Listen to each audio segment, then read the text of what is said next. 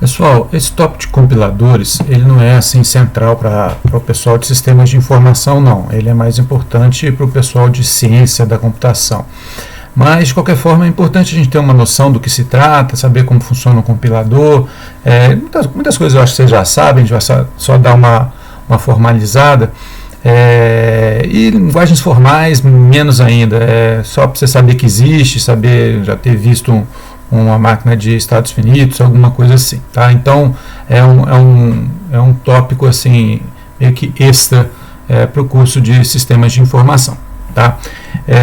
Então, compiladores é um exemplo de um processador de linguagens, né? Isso é uma coisa bem interessante, bem atual, né? A gente tem muito interesse atualmente em processadores de linguagem natural, né? Reconhecer fala, isso é um assunto muito ligado à inteligência artificial, né? Mas o compilador talvez seja um dos primeiros processadores automáticos de linguagem, né? Não linguagem corrente, mas as linguagens de programação, né? É importante a gente distinguir primeiro diferentes tipos de processamento de linguagem, né? Eu acho até que a maioria de vocês já deve saber disso, mas interpretadores também são processadores de linguagem, né?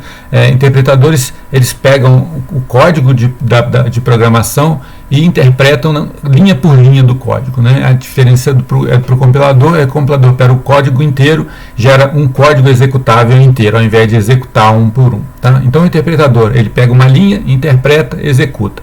Outra linha, interpreta, executa. E o compilador, ele pega uma linha, interpreta, grava no arquivo.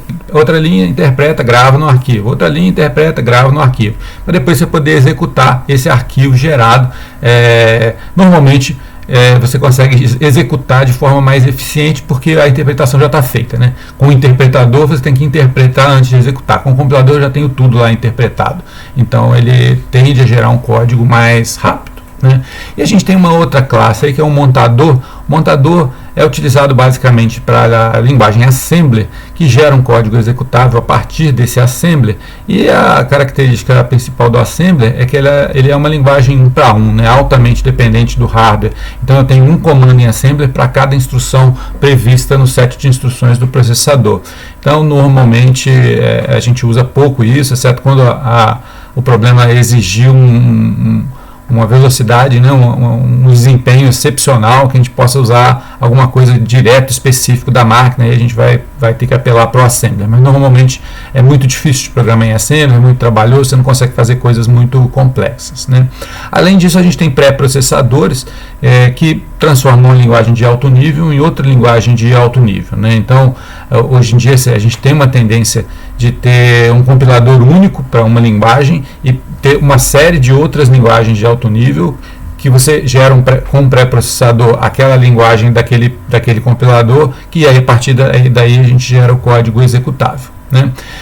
Outra figura aí nesse universo é o link editor, né? O link editor link é de fazer ligações, né? Então ele linka códigos executáveis, né? Então você tem, a partir de um código básico, você consegue chamar outros programas, e o que o link editor faz é colocar o endereço de chamada dessa subrotina que está compilada em separado no seu executável principal, né? Então ele liga códigos executáveis, essa é a principal função. E a gente tem otimizadores de código que tentam, a partir do seu código, gerar um código que faça a mesma coisa, só que de forma mais eficiente, né? Gerando menos trabalho para o processador, tá? Então vamos lá.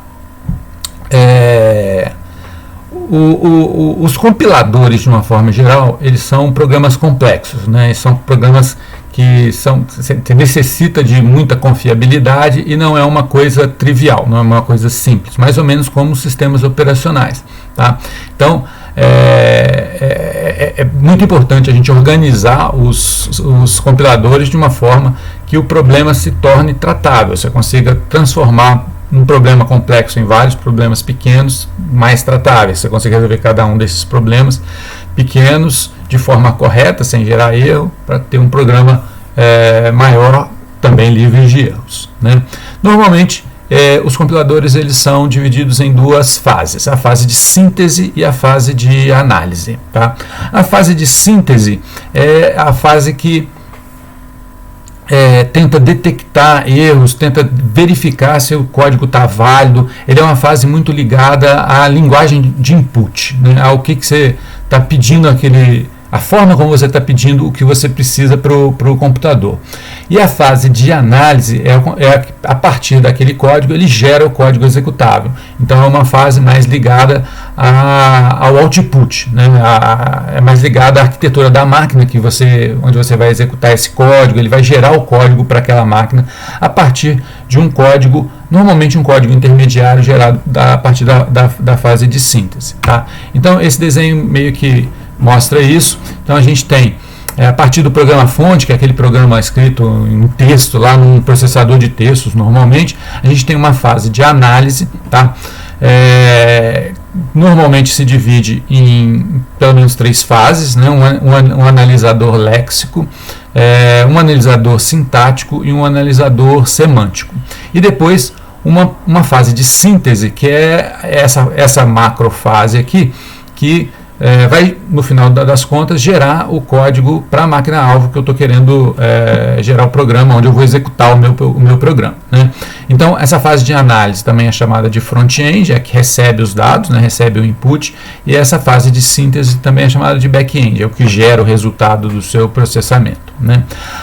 Aqui nessa fase de análise, a gente normalmente tem o tratamento de erros, e essas fases geram tabelas de símbolos que são usadas durante todo o processo de compilação. Então você cria uma variável, um símbolo, você vai ter uma tabela com todas as variáveis, com todas as funções, com tudo que você gerar aqui no seu... Normalmente isso é gerado na fase de análise, né? Mas é usado em todas as fases da compilação. Então, a partir de agora, a gente vai dar uma passada em cada uma dessas fases e dar uma entendida aqui do que faz cada uma dessas fases.